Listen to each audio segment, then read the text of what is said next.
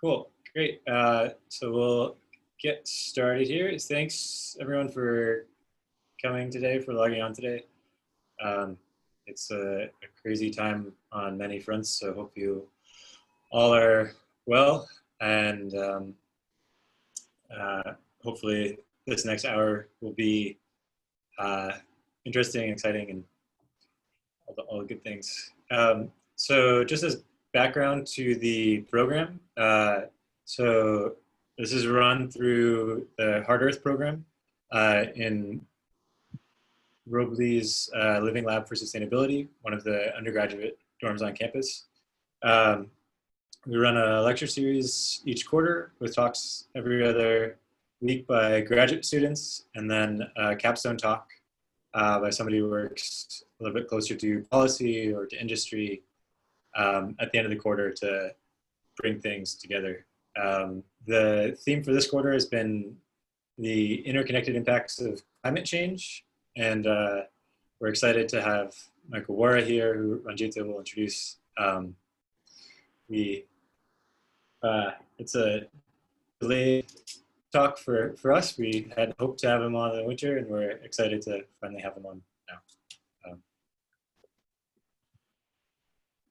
Yeah, thanks, Brian, and a really warm welcome. Well, warm relatively. The weather's horrible, so relatively cool welcome to Mike. I'm so excited that you're joining us today. Michael Wara is a scholar and a lawyer who focuses on climate and energy policy, and is actually the director of the Climate and Energy Policy Program, and is also associated with the Stanford Woods Institute for the Environment.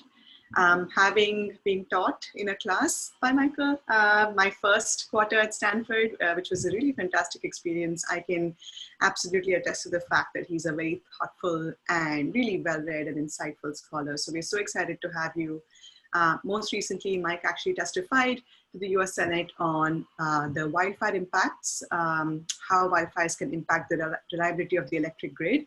So he is truly the expert on the interaction between wildfires and electricity and energy systems. So excited to have you, Mike. And with that, I'll pass it over to you. And yeah, welcome. Thank you. And thanks to both of you for organizing this and making it so easy for me to participate in under the circumstances. I'm just gonna share my screen. Oh, yeah, there we go. And we'll be rolling here. I should say that my comments today, I have to sort of say this these days, that I'm speaking just for myself and not in particular for the Wildfire Fund or the Oversight Board on which I serve now, which oversees the Wildfire Fund in California, known as the sort of unfortunately known as the California Catastrophe Council. These are just my thoughts on wildfire in California and not theirs. So thanks for having me. And I'm going to talk today about wildfire in California, and in particular impacts on the energy system and kind of where we are and where we're going, hopefully, toward a safer energy system sort of and how that relates to some of the goals that California has to also have a cleaner and lower carbon energy system. So the first thing to say is that wildfire is a catastrophic risk to California and to its citizens. And fundamentally the current system for managing it and for allocating losses is unsustainable. As we've seen, those of you who've been here for a few years have been witness to some of the effects of fire in California, and I'm sure you've read about it if you weren't here at the time. But it's, wildfires in California have been devastating to people and to communities in the state over the last 5 years or so. Less obvious, but I think equally important, is that the smoke from wildfire is really causing significant health impacts regionally. It's sickening and killing residents of California that live far away from where the fires are actually happening, but are exposed to the really intense air pollution that occurs It's also, wildfire is also causing really unacceptable home owner impacts in what's called the wildland urban interface, the places where the developed footprint of society kind of interacts and intermixes with wildlands, and that's causing big impacts in home insurance markets in California. And I think those impacts play out relatively slowly, but are growing in significance and are likely to play a really important role in wildfire policy moving forward. Because, as I'll talk about in a moment, a lot of the fires are caused by electric utilities, we're starting to see big ratepayer impacts from wildfire as well, where the utilities are being held responsible and also are having to make large investments in their systems due to the risk of wildfire is being caused by their systems. And this, has really threatened utility viability over the last several years. Obviously, PG&E went bankrupt. There has been enormous attention and effort put into getting PG&E out of the situation that it has found itself in, on the part of course, the company, but also its regulators, other stakeholders, the state of California, the government of California, which has passed very difficult pieces of legislation over the past couple of years to try to stabilize the situation for PG&E, but also importantly for Edison and San Diego Gas and Electric, the two Southern California electric utilities. And I'll talk more about this, but because of the impacts on utilities, electric utilities, and because of the centrality of electric utilities to kind of achievement of California's medium and long-term goals on clean energy and carbon emissions reductions, wildfire fundamentally threatens those goals. And I'll explain how and why as we work through the talk. The first point I want to make, though, is that, electric lines are a big part of the risk of wildfire in California. And they're a particularly significant part of the risk when we are focused less on forests and more on communities. So these are just two plots I made of the 21 most destructive fires in California history by cause. One looks at acres burned. The 21 most destructive fires have burned about 1.9 million acres. And of that 1.9 million acres, about 55% were caused, 57% were caused by electrical caused fires that were caused by the grid or by suspected electrical fires, where we're still investigating the cause. And that should be a clue right there. A lot of the fires that have been most destructive have occurred over the last several years. So we haven't even fully gotten through the investigation process about what the cause was of these fires. But I'm sort of lumping in suspected electrical with electrical because for many of these fires, we have a pretty good idea. If you look at structures destroyed, which is kind of an indicator of impacts on communities, I think it's a fairly close indicator. What you see is something even more dramatic, which is that 3/4 of the most destructive fires, this is in California history since we've been keeping good records, were caused by electrical or suspected electrical fires. And that most of the structures we've lost due to wildfire in California have been lost in the last several years. That's that suspected electrical, where we're still doing the investigations and doing the due diligence to get to final answers. So this just tells you that the problems we're experiencing in California are, in terms of community destruction, community impacts, are largely driven by these electrical system fires, and that the situation appears to have changed very recently, where we're seeing more fires and more destructive fires happening that are caused by the electric system. So what have utilities done to respond to this crisis? This picture is a picture of the 2007 witch fire in San Diego County. And this was an incredibly destructive fire at the time. 1,200 homes burned down. People died. It was a real catastrophe for San Diego County. And SDG&E, in the aftermath of the fire, really had a hard think at the management level about how it was going to proceed moving forward, because it was concerned about losing its social license to operate, really creating a situation for itself if something like the Witch Fire ever happened again. Witch Fire was caused by a transmission tower, a transmission pole, relatively low voltage, that had a mechanical failure, threw sparks into dry grass and set the fire. And SDG&E basically concluded at the management level, at the board level, that they could not do this again. That this kind of error and the consequences were so large that if it occurred again, they might lose their license to operate and be replaced by another company in San Diego County. So they undertook, they took two steps as a consequence. One was a rigorous attempt to quantify the risk and to understand where the risk was in their system. And then a process of gradual and continued improvement aimed at, investments and sort of continual risk reduction. You can't ever reduce risks like this to zero in a system as far flung as an electric transmission and distribution system, but you can do better. And that is what San Diego has done. And they've done that mostly by deploying a lot of weather stations in their system so they understand the meteorology. They've done it by breaking their system up into smaller chunks. That's called sectionalizing. They've done it by installing lots of sensors in their system to sense faults before hopefully they cause a fire. And they've done it by turning the power off when it's dangerous. This is called PSPS, or public safety power shutoffs.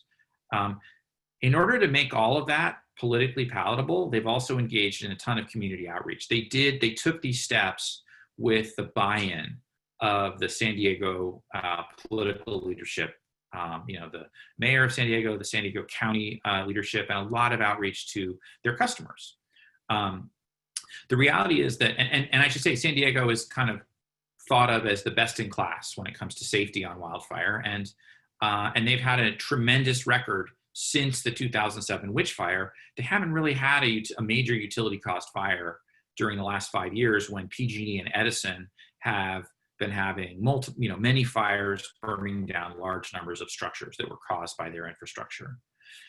The reality is that there are some factors that make this outcome in San Diego kind of easier to achieve, perhaps, than in the rest of the state. Probably the two most important ones is that folks who have visited San Diego, and especially East County, where the fire risks are highest, know that there aren't that many trees there, right? It's dry, it's a desert.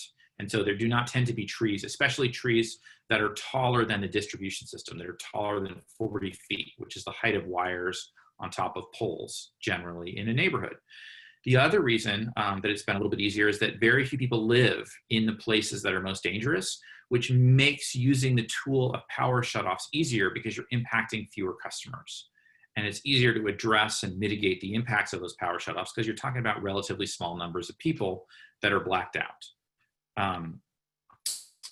PG&E in North California, PG&E's got a lot of trees. It's got a much older system, which means that less of the system is undergrounded. In general, developments built after large planned residential developments built after 1980 have undergrounding. So the distribution lines that are the cause of many utility caused wildfires are actually placed in the street when the development is constructed, rather than on poles, as is the case for older communities. And they also have a much more geographically diverse service territory, and significantly, a lot of people living in the most high-risk areas.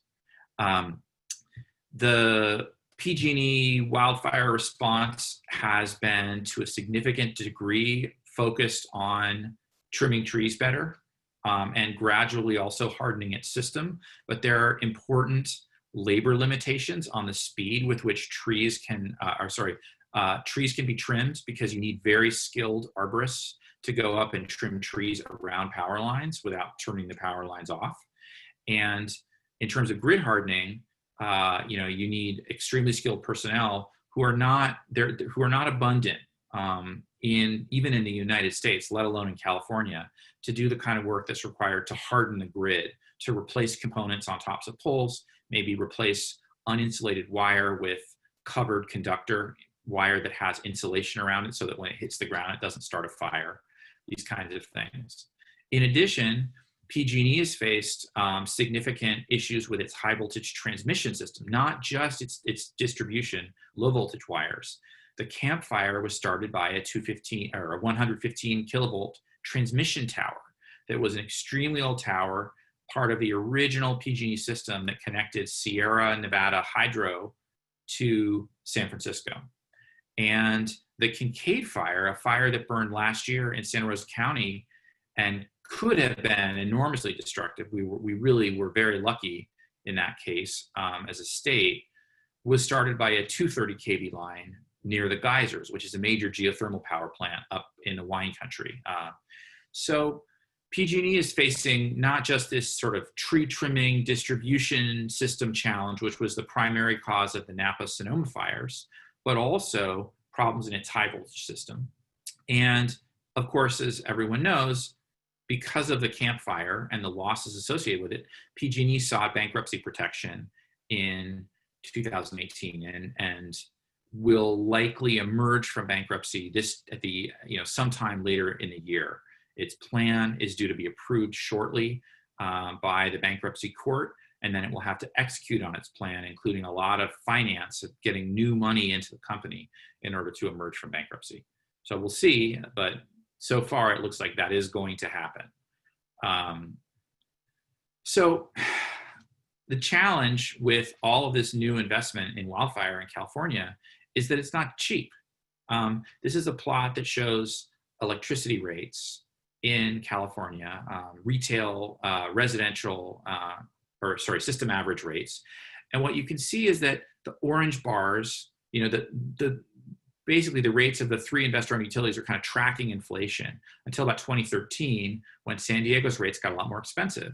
And the reason that happened primarily is wildfire grid hardening. The other utilities are playing catch up with San Diego right now. It takes a few years for investments to actually appear in the rate structure, but that's starting to happen this year for PG&E. And that's before we've really even seen the cost of the bankruptcy and the increased liabilities paid out to wildfire victims by PG&E. And so we're likely to see significant cost escalation.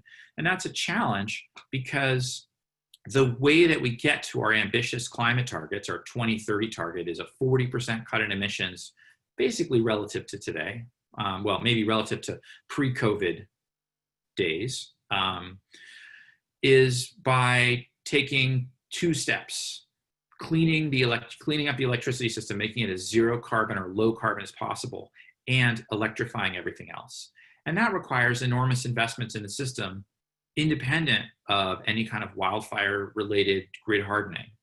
So we not only need to somehow build a system that can manage more load, even as we are hardening it to deal with this risk of wildfire. And we need to do that in a way that keeps electricity affordable for customers, both because if electricity is super expensive, people aren't going to want to electrify buildings or buy EVs, but also because affordability in California is a huge problem, just generally for normal people. And affording, and part of that problem cannot be that, a single mom living in Bakersfield, where it's very hot in the summertime, struggles to afford to run her air conditioner so that her kids and her can be comfortable at night. That's not an outcome we want to see. And we're already starting to see it in parts of California. There was a recent study done that evaluating air conditioner usage in low-income parts of Southern California. And it seems to indicate that folks can't afford to use their electricity in the way that they would prefer to. So energy access is a problem in California already, and it could become a much larger problem. So what do we do? This is just a picture of the last fire that burned where I live in Mill Valley, and it burned at a time when basically nobody lived there. But if it were to recur today, literally billions of dollars of real estate would burn down in an afternoon. So what do we do now? We need to keep doing the grid hardening, I would argue, but we also need to think about how we can reduce the chance of home ignitions once wildfire is on the landscape. Because the reality is that most of our landscapes are fire evolved, and but the situation we have now is one in which catastrophic fires occur when there is an ignition. So we need to reduce ignitions. We also need to work to reduce the impact of fire once ignitions occur. Probably we also, at least for the foreseeable future and 5 to 10 year future, we need to be using power shutoffs while we take the actions necessary to harden the grid and make fires less dangerous once they're ignited. That, I think, also means that we need to reduce the impacts of power shutoffs with a focus on equity, so that people are less heavily impacted and disrupted when power shutoffs occur. So what does risk-based grid hardening look like? The first thing to say is that it's more about management and approach than it necessarily is about hardware, right? The grid is managed via a strategy known as run to condition. I think the better way to articulate that is run to failure. Basically in the old days, the grid, and actually in most places today, the grid, the distribution system especially, but also to some degree the transmission system, is operated via a strategy where it's used until it breaks. The component that failed is identified, a crew goes out and fixes that component and turns the power back on, right? That's how we operate the grid. That's fine if the component fails, if the failure mode doesn't cause a catastrophe.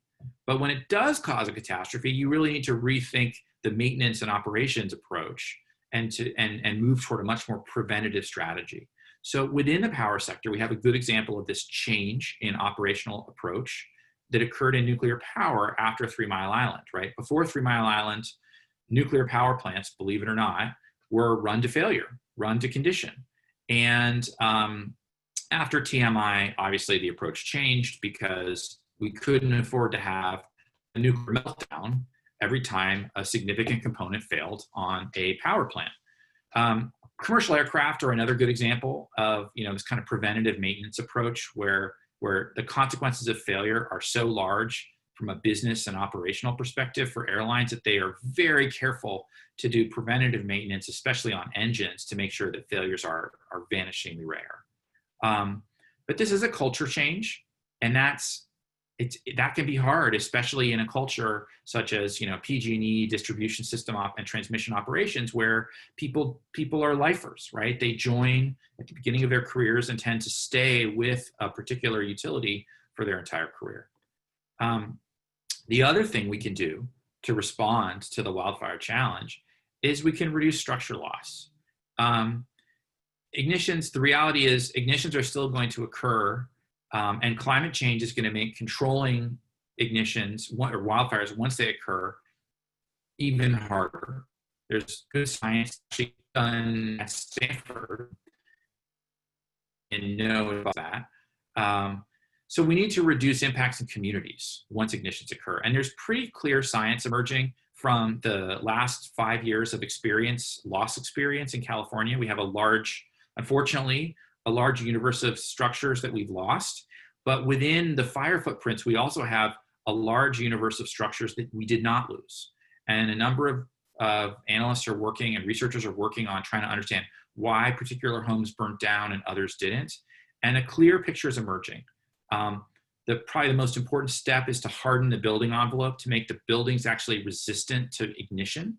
A second step that relates to that is to create a very modest, like 3 to 5 foot non-combustible zone around structures. There's nothing flammable that can is up against a building, can ignite when an ember blows in from a fire that's far away and lands, it blows against the building and then falls down. So that there's nothing to ignite and then ignite the structure. And then the more traditional kinds of defensible space and community scale fuel management, also important. Maybe though less important in the style of fire that we've been seeing burn down many, many thousands of structures in California. And I think it's important to recognize here that in a built up suburb or community, the homes themselves are the most important source of fuel in a wildfire, right? In the Tubbs fire and the Camp Fire, these incredibly destructive fires, one home ignites because of an ember that hits it. And then that home, the energy release from that home is sufficient to ignite the homes adjacent to it, and so on. It's like a row of dominoes. And so the only way to really prevent that outcome is herd immunity, right? Is that enough of the homes are hardened and have non-combustible zones around them that you can't get this kind of domino effect. So herd immunity means that the folks that don't have resources in a community need help hardening their homes, right? Equitable programs are the only ones that are going to be effective, because if the folks who can't afford to harden their homes don't, it won't matter if the high income residents of a community or the newly constructed homes in a community have the right work done. Another reality is that, unfortunately, is that all this takes time. And in the meantime, we're going to be using power shutoffs. This is just a picture of one of the C hooks that were holding the power line in place that on the Caribou Palermo line. That's the line that caused the Camp Fire. And that groove worn in the C hook is 100 years of a high voltage transmission line just flapping back and forth in the wind, wearing on that piece of steel. And so one of these broke, caused the Camp Fire. The reality is that there are two reasons that we're going to be using PSPS for all. One is that climate change is making fires worse. In particular, we're seeing a correlation of very hot and extended falls. The most dangerous time of year, the time of year when really destructive fires happens, is the late fall, like November, late October into mid-November.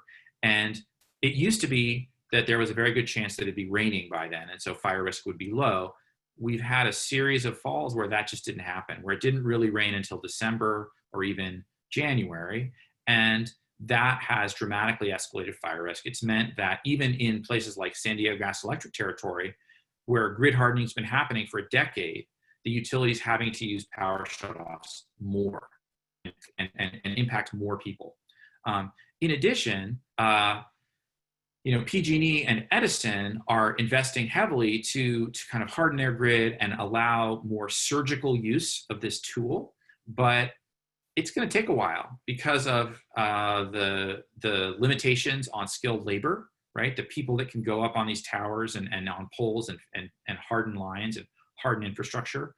And of course, because of climate change, we're effectively running to stay in place. So this is a huge challenge, and I think we all need to be thinking about power shutoffs as being a feature, not necessarily always a bug of our power system, because they have demonstrably kept us much safer over the last several years since the Napa-Sonoma firestorm of 2017. So my view would be that we need to be thinking much harder about how to mitigate the impacts of these power shutoffs, and really rethinking the balance between central station grid delivered power and decentralized, distributed energy resources in the context of wildfire areas, right? So not everywhere, but in areas where, because of fire risk, we are for the foreseeable future going to be turning power off, we need to be thinking hard about how to get backup power into people's hands. And people with means are already doing this with good credit and disposable income are buying backup power. The focus of public resources has been on critical infrastructure and medical baseline customers, to some degree on small town business districts. But I think that we still need a major effort to rethink customer resilience, and especially to help customers who are low income, who qualify for low income assistance rates in California, to actually afford the capital investment required to get a generator, or even better, solar panels and a battery, if that can work for them.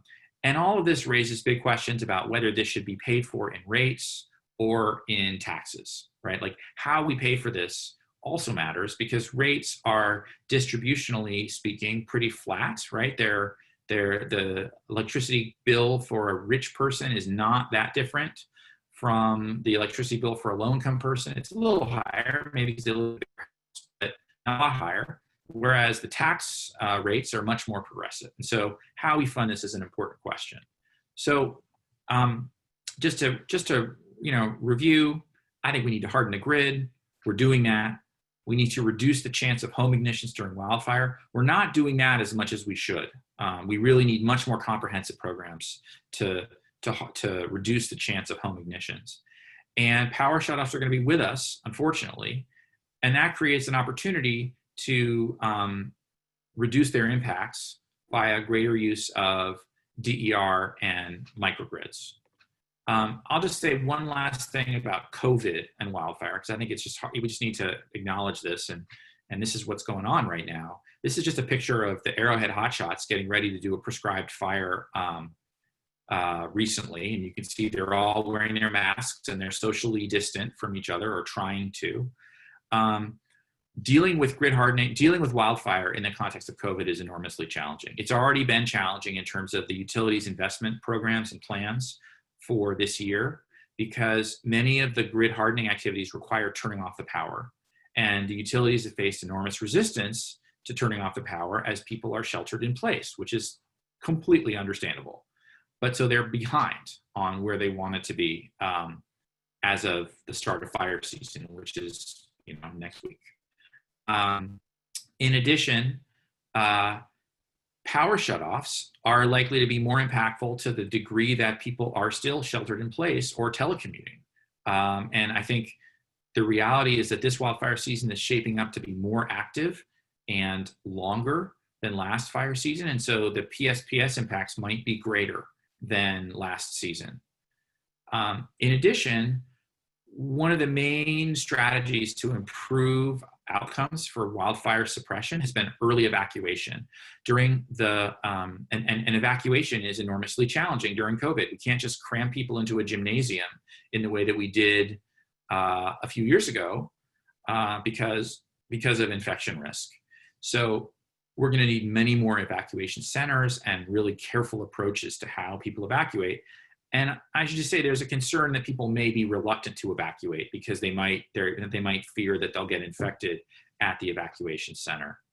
In addition, fire suppression, wildfire suppression in particular, is much more challenging just because the kinds of fires that have burned over the last few years in California involve gathering thousands of firefighters together to work in concert. And typically they live in large camps, they're eating cafeteria style. And so there's a real challenge here, and the firefighting agencies are working hard to figure out strategies, but this is a challenge. The last thing I would note is, I'm sure you all may have heard that the state is facing a massive budget deficit and is thinking hard about what cuts it needs to make to balance the budget, because states need to balance budgets. And unfortunately, left on the cutting room floor largely are investments in home hardening and fuels reductions. So the kind of measures I talked about that might reduce the chance of homes igniting once there is a fire are likely to not be funded, at least for the foreseeable future, while the state is struggling with the fiscal crisis. So COVID has definitely complicated our wildfire response, and this season in particular is going to be enormously challenging. So that's it. And I'm happy to take questions. Great, thanks, Mike.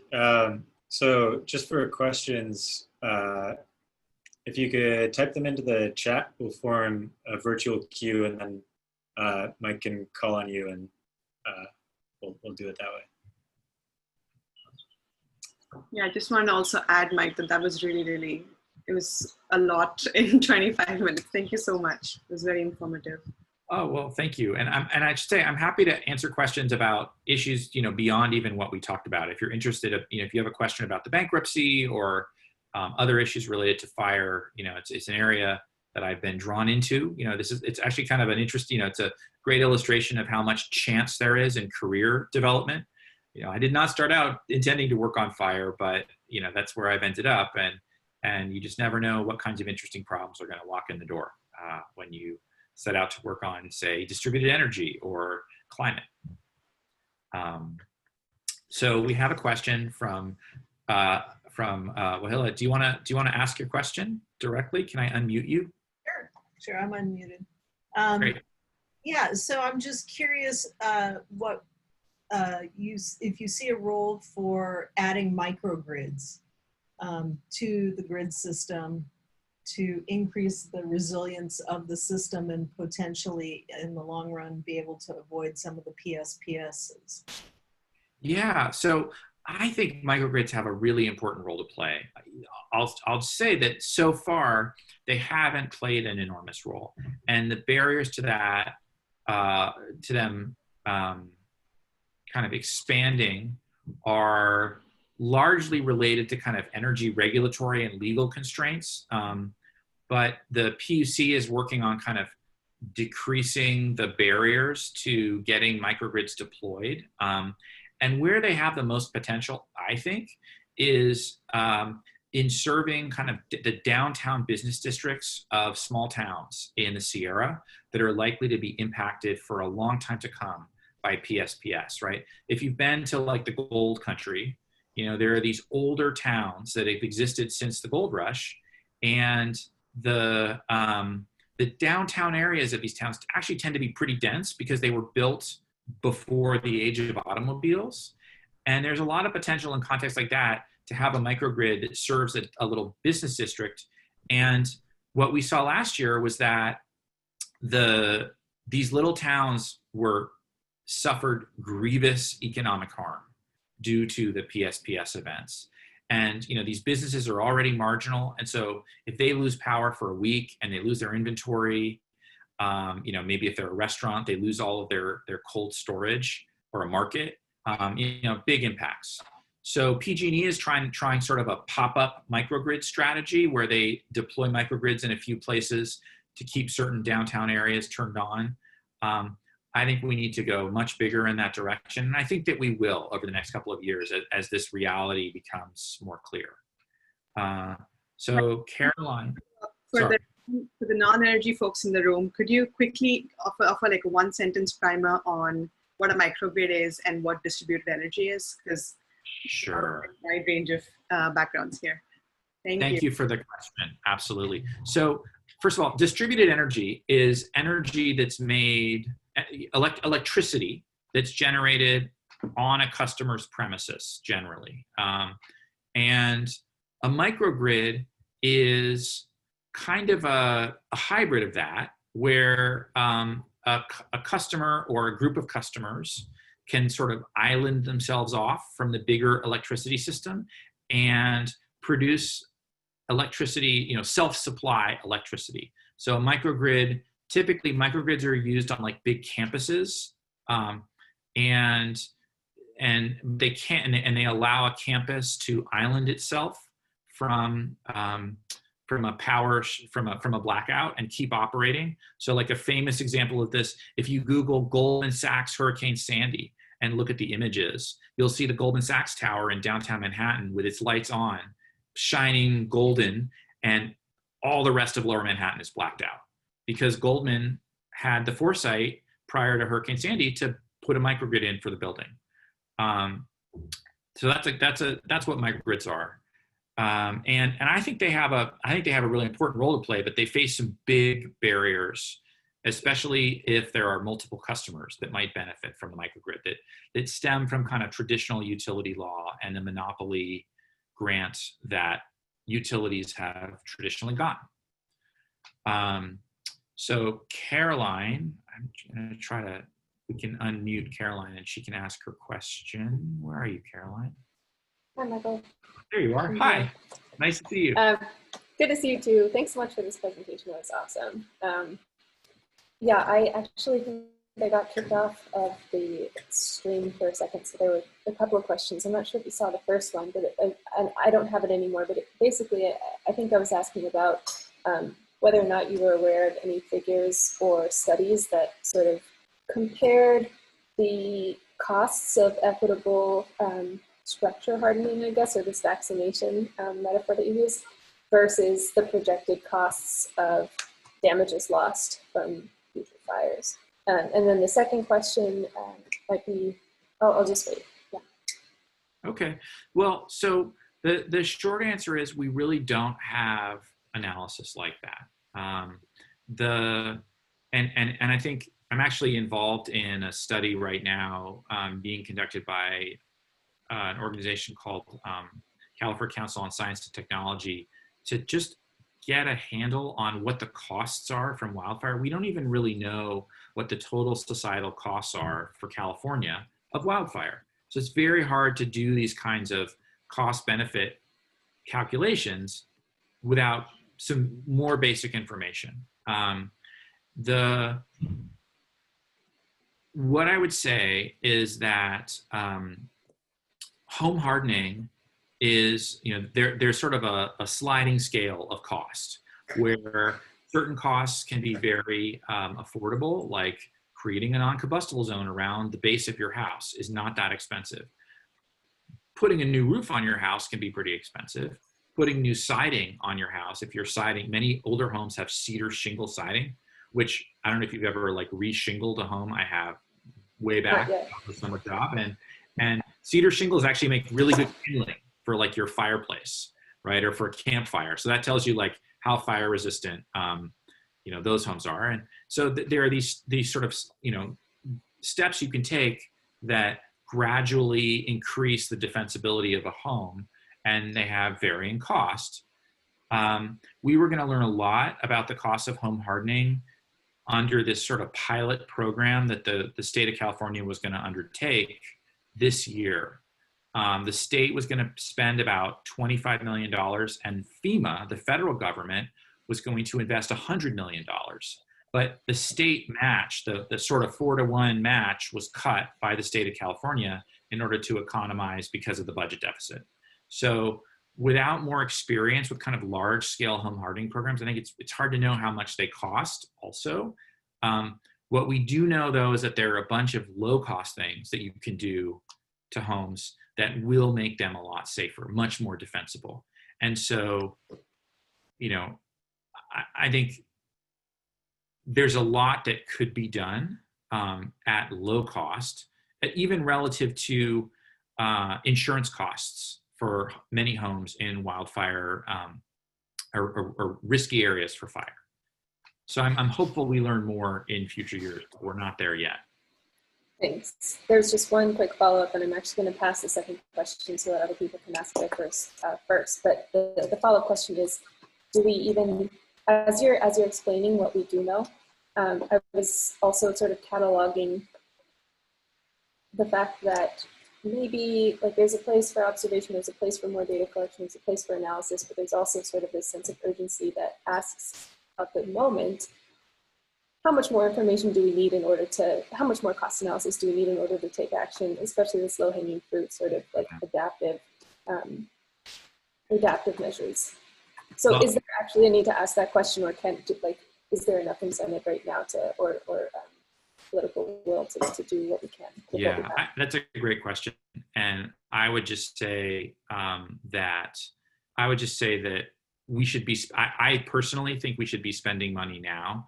We're spending, in PG&E service territory, just to take one example, we're spending about $2.8 billion per year as ratepayers to harden the grid.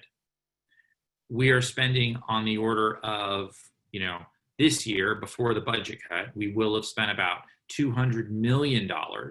So an order of magnitude less statewide, not just in PG&E service territory, to reduce the risk, to reduce fuel risks, right?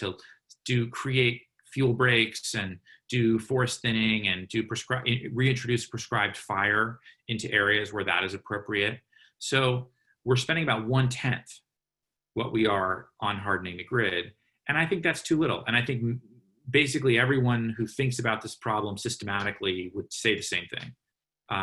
So we need to do a lot more. The problem is that finding money to do it is really hard. And also I would say culturally, CAL FIRE, the firefighters want to fight fire, right? And so if they have money in their budget, they may choose to buy a new Black Hawk helicopter that can operate at night rather than to spend the money that from that Black Hawk on fuels reduction.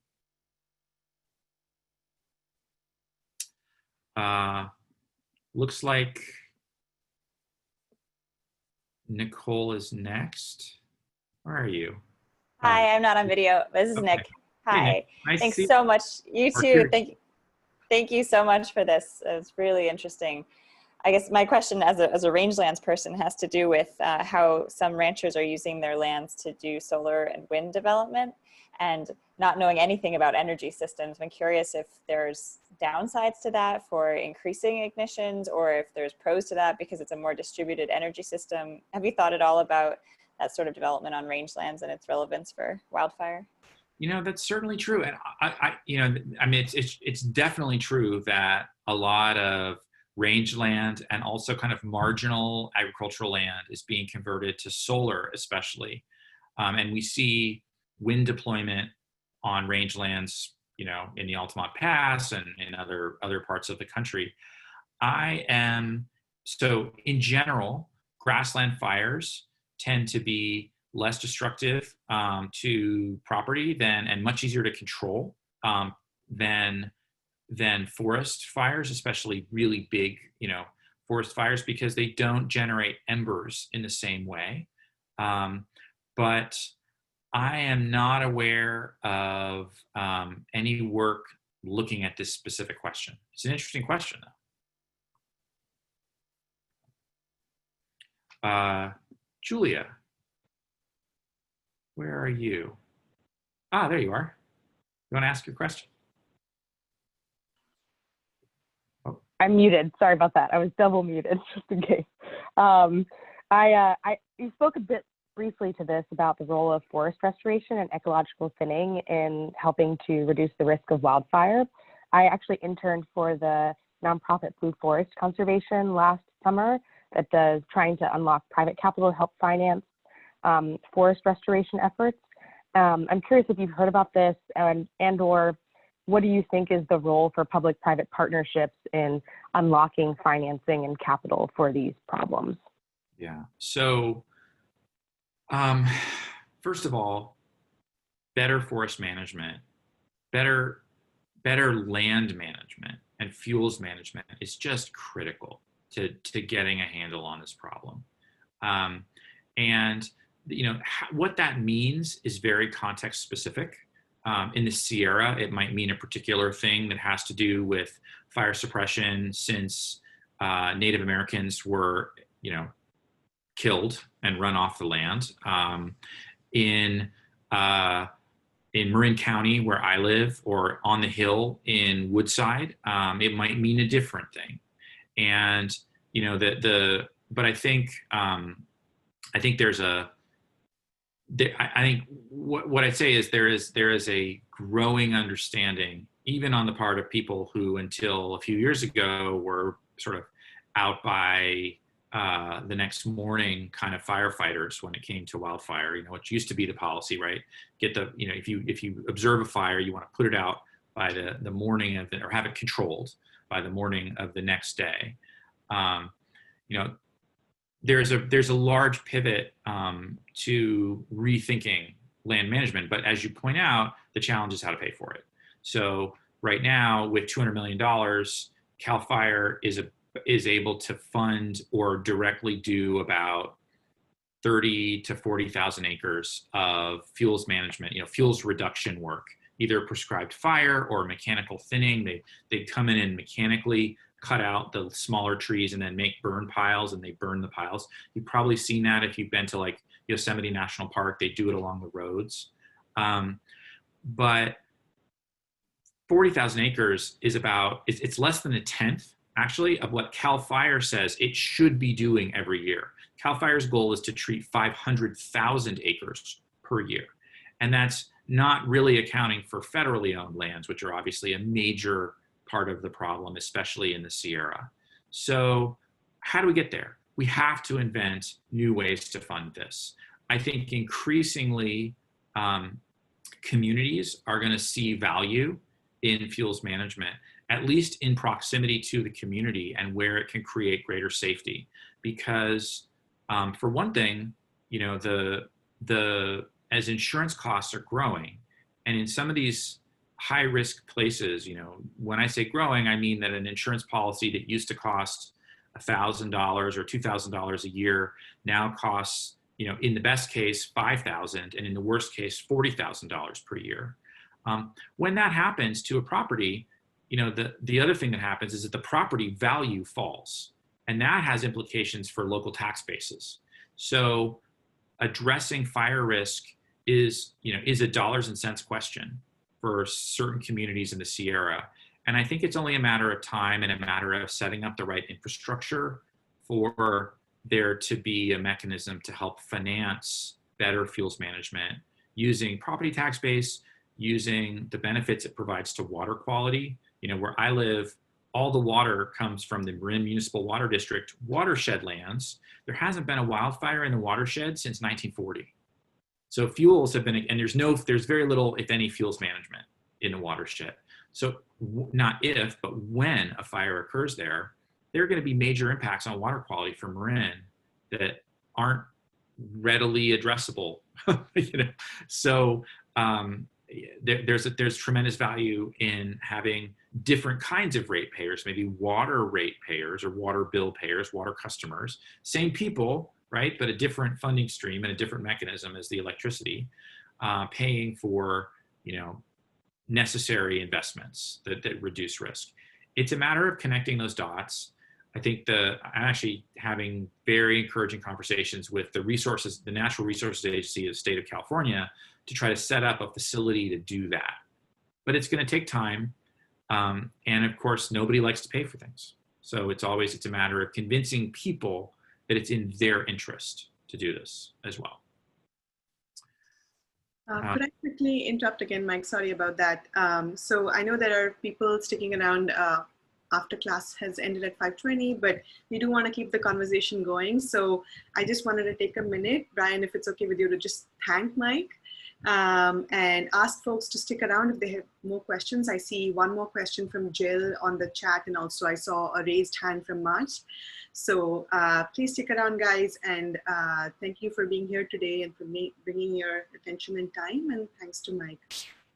Thanks for coming, everyone. I really appreciate you coming out to ask such good questions. And I'll just say that I'm so impressed with all of our students right now, how they are managing through the pandemic and all of the impacts on our education. And feel free to reach out if you'd like to talk more about wildfire. I'm always happy to chat about it, and hope to see you in a class someday. I'll also stick around for additional questions if people want. Yeah, we can go back to the order, Mike. Sorry to have interrupted you. And I think we were on Jill's question now. Yeah. Hey, can you hear me? Yes. Hi, thank you so much for your talk. That was really interesting. This is a little bit tangential to, I think, like the focus of your talk, but I know you have a lot of expertise in the insurance side of things as well. So I was just kind of curious if you could expand on growth in the wildland-urban interface and maybe some strategies for reducing that, whether it be there are options in like zoning or insurance markets that more accurately reflect the risk and maybe deter people from choosing to live in certain places. So I was just curious your thoughts on that. This is a good question, Jill. I'm not sure if you just faded out, that was me or you, but this is a great question, and it's hugely important, right? So there's sort of two problems here. One is, what do we do about the homes we've already built? And there's a lot of those, about 1 million in California. And if you know that you can do the math on this, but call it 1 million or maybe 2 million, depending on how you define the risk, are built in the wildland-urban interface in high-risk areas at this point. And the average California home is worth about $500,000. So it's a lot of money, right? So one thing to say is it's difficult to imagine managed retreat in that context that's at meaningful scale, because we're talking about $500 billion, and no one has that kind of money, right? No public entity has that kind of money. So then insurance markets become really important. And this goes to your question, Jill. How does insurance affect these questions? one thing to say is that, currently in California, I'd say the insurance markets don't do a great job of reflecting risk. And part of that has to do with bad models that don't allow for kind of fine-grained differentiation of risk, because we don't actually understand how to determine and sort of actuarially calculate that risk. That's improving. There's a lot of investment going into that. There are a lot of new startups that are kind of trying to build a better model to calculate the odds that a home will burn down in a wildfire. But there's also this question about, like, even if we know what the risk is, do we impose that cost on people? Or do we spread the cost out, kind of peanut butter that additional cost out over all insurance in the state? And this might sound kind of weird. You'd say, well, why would you do that, right? Like, if the person chooses to live in a particular place, they should pay the cost. And I think there's a strong argument there. There's also an argument, though, that we might end up doing grievous economic harm to the state if all of a sudden those 1 million or 2 million homeowners find themselves underwater on their mortgages because their home insurance costs have shot up, or they walk away from their homes because they can't afford to pay their home insurance costs. Or, and this is something I'm actually trying to get to the bottom of right now, they choose just not to buy insurance, right? Insurance is a requirement if you have a mortgage, but not if you don't. And something on the order of 30% of Californians just don't have home insurance at all. And this is not just renters. This is, 30% of homeowners do not carry homeowners coverage. What we don't want to see is a move towards self-insurance for these kinds of disasters, because all the evidence suggests that if you're self-insured, you're harmed to a much greater extent. And the best example is, low-income people who rent tend to be self-insured, right? They just hope that their house doesn't burn down. Maybe they have renter's insurance, but most people don't. And so they're the most deeply impacted by these big wildfires, just like any other kind of weather or climate-related disaster. And so I think we need to be encouraging people to purchase the right amount of insurance and allowing that price signal that they are taking risks to propagate through. But we also need to be mindful that we don't want to destroy communities with like a shock, right? That has to happen gradually. It has to happen ideally as we're implementing the kinds of fuels management and home hardening programs that will actually reduce the risk and make it more affordable. So hopefully that can happen in concert. In terms of land use, and sort of actually limiting new construction, we've basically made no progress in the state.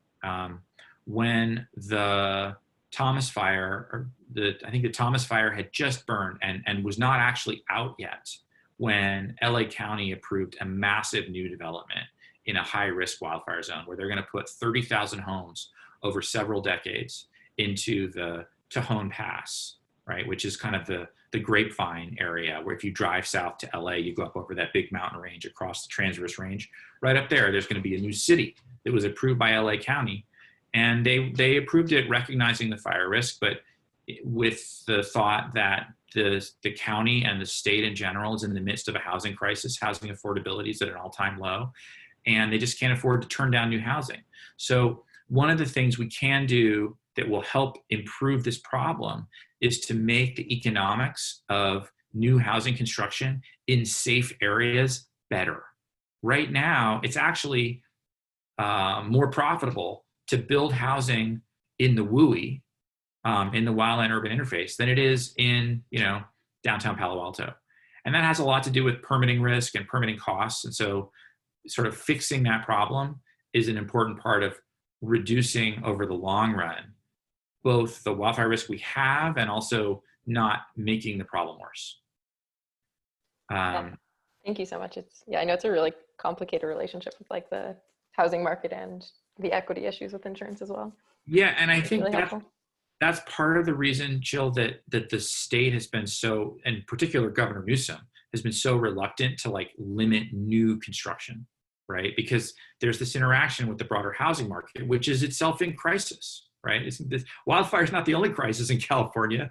And so, I mean, I'm sure any of you that pay rent off campus know what I'm talking about, or have a mortgage. And so it's, the political imperative to not limit new construction has been so strong over the last few years that it's overcome even a desire to not put homes in harm's way. Actually, Michael, if I could just jump in with a question. Firstly, I want to thank you for your presentation and like with the patience that you've been answering these questions with. I've really learned a lot about this topic that I feel like I only knew the basics about. I had two things that I wanted to ask. The first was mostly about PG&E, although I think that when you answered Julia's question about like funding, you kind of touched on it. I guess my understanding of PG, and if you went over this during your presentation and I missed it, I apologize, but my understanding of PG&E is that it's kind of like a monopoly in the state of California. And, you also made the comment that, like, for example, firefighters, what they're invested in is fighting fires, not preventing them. Really with like that long-term investment kind of perspective. So my first question is, if PG&E is like a private monopoly, which personally, I feel like this should be pretty universal, that's not really where people want to be putting their faith in terms of like things like safety. And again, who is it? Like, what are the kinds of players that are really, if any, that are really like at the front lines of actually pushing for these kinds of recommendations that you've introduced to us here? So one is, so PG&E is a monopoly, and it's a private monopoly as opposed to a public monopoly. There are parts of California where the electricity is provided by a public entity, like in Los Angeles, where LA Department of Water and Power is the monopoly electric service provider, and that's a government agency.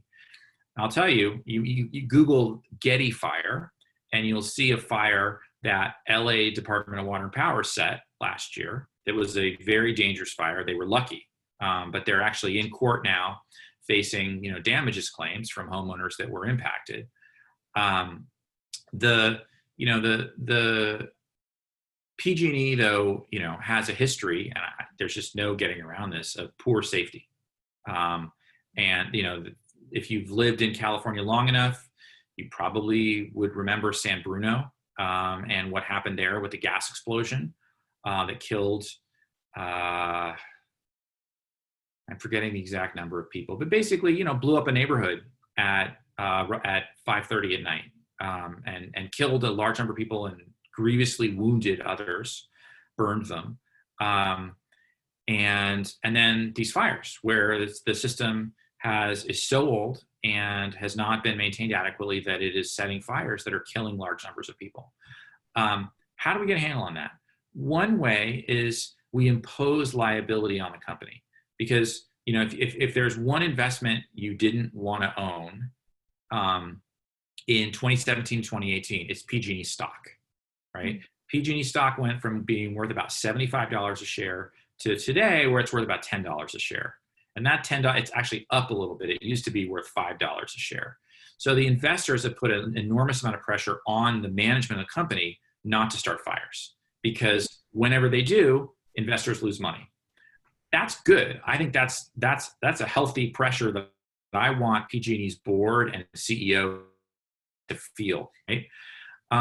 The other way that we exert pressure on this utility and on the other investor-owned utilities and also on the publicly owned utilities is by safety regulation, right? Because everyone, part of the reason that PG&E hasn't spent as much money as perhaps it should have on grid hardening and forest management, fuels management, tree trimming, is that it wants to keep rates down, right? And one thing it can do to reduce rates and to sort of make other stakeholders in the rate making process happy is to scrimp a little bit on things that maybe aren't as exciting as, say, battery storage or energy efficiency investments, or the kinds of things that the stakeholders in the rate making process who want PG&E to spend money typically are asking for. So it's a tricky balance. And I think that pressure to keep rates down occurs, I think, if anything, even more strongly for publicly owned utilities, because the publicly owned utilities really face pressure to keep the rates down, and you see this for water utilities as well. So there's not a perfect answer. And I think it's possible to have a well-run public utility. It's also possible to have a well-run investor-owned utility. We need to get to one of those outcomes in Northern California as quickly as possible. And right now, it seems like we're headed toward an investor-owned situation after this bankruptcy. And what the legislature has done over the last couple of years is give the PUC a lot more oversight authority for safety over the utility. Whereas before, the Public Utility Commission is really around to kind of be an economic regulator rather than a safety regulator. They are evolving. They're actually hiring 130 people this year to build their safety staff, to staff out a wildfire safety program. And so I think that's the direction we're going. I hope it's adequate. I think it's always a tough question whether you can really do a good job regulating safety, whether it's a government agency or like a public utility or an investor-owned company. The safety culture of the Department of Water Resources in California is kind of scary, frankly. If you remember the Oroville Dam spillway failure, that sort of uncovered a lot of problems with the way that Department of Water Resources is maintaining its infrastructure. Why is it behaving that way? To cut costs, right? And so it's a hard problem. And this is something, PG&E's system was a technological marvel when it was constructed in the 1910s and 20s, right? We electrified early. It was one of the first truly regional electricity systems in the United States and the world. But it's 100 years old. It's old infrastructure, and old infrastructure eventually fails. So we got to do something about that. And there's an investment cycle that has to happen. Sorry if that was long-winded. No, I really enjoyed hearing that perspective because, it is on my mind. And if you don't mind, I'd also like to ask another question, which I don't think will take as much of your time, I hope, but it is something that I've been thinking about for a really long time. And now that you're here, I think it's an opportunity to learn more about. So it's not something really you've touched on in your talk so far, but especially during these most recent fires in California, there was a lot of sensationalist kind of news about incarcerated people on the front lines fighting those fires. And again, because that news was really sensationalist, I think that I still have a lot of questions about, I just would like to learn more if you know more about that. Yeah, sure. So inmate wildland firefighters are a big part of wildland fire suppression efforts in California. And actually, there's a big question this year about how that component of the force that fights fire is going to function. Because a lot of the people that would typically be allowed, you don't just allow anybody who's an inmate to go have a chainsaw, right? And like pickaxes and things like that and go out in the field. The people that tend to be allowed to do this kind of work, and it's sought after work because the pay is pretty good for inmate work, and people are outside, and a lot of folks who've been incarcerated, like that's a huge benefit. So the folks that would typically do that work have to a substantial degree been seeing early release because of challenges with COVID. And in addition, the training camps, if you're going to be an inmate firefighter, you have to go to a training camp sort of in the spring and summer to get ready to sort of refresh on your training and receive adequate safety training. And those folks, those training camps have not been opened because of COVID.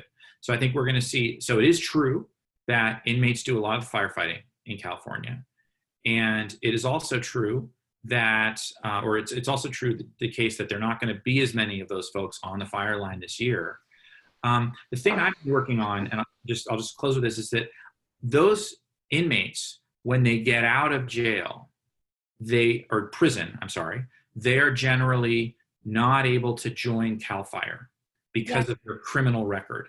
And I think that is a major problem. And actually many people in the firefighting agencies agree, and they want to create a path so that those inmates can become, if not CAL FIRE firefighters, if there's some barrier to that because of union rules and all this, at least build a force that would create meaningful work for folks who have a hard time getting jobs when they get out of prison, doing the fuels management, right? So doing the mechanical thinning and the burn piles, doing prescribed fire, all of these things that we urgently need as a state, but maybe the CAL FIRE kind of elite paramilitary shock troops don't necessarily want to do. And I would say that there is a tremendous amount of support in the firefighting community for that kind of a change and creation of an entity, an agency, or some sort of a way to give inmates opportunities after prison to utilize the skills they gain in prison. Yeah. Just really, I want to say thank you. I have to head off for another call, but there's one thing about the, it's relatively better pay than what they would make in other prison activities or other prison job opportunities, but it's $2 a day or $1 per hour during active fires.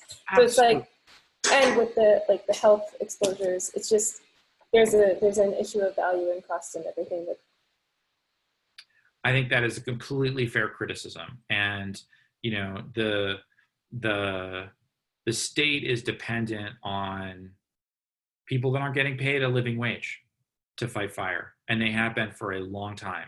And, you know, one of the things we're working on at Stanford, and I think there's going to be a lot more attention paid to this over the next several years generally, is better understanding for the health impacts of wildfire.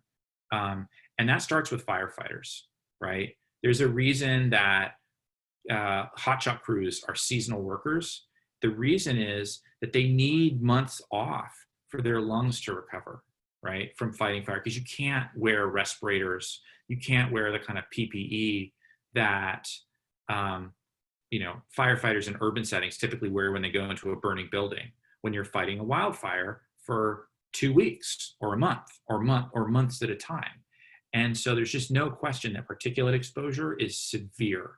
And that's true for the inmate crews as much as it is for the CAL FIRE employees and federal firefighting employees. So I think as we get a better understanding of that, there really needs to be a question and a re-examination of like, what is it exactly that we are exposing inmate firefighting crews to, and how can we better protect them?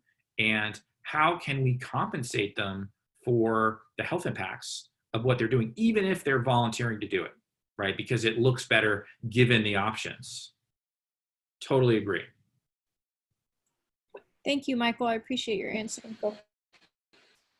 Quickly jumping in, thank you for staying so much after class and for answering all those questions. Really appreciate it, Mike.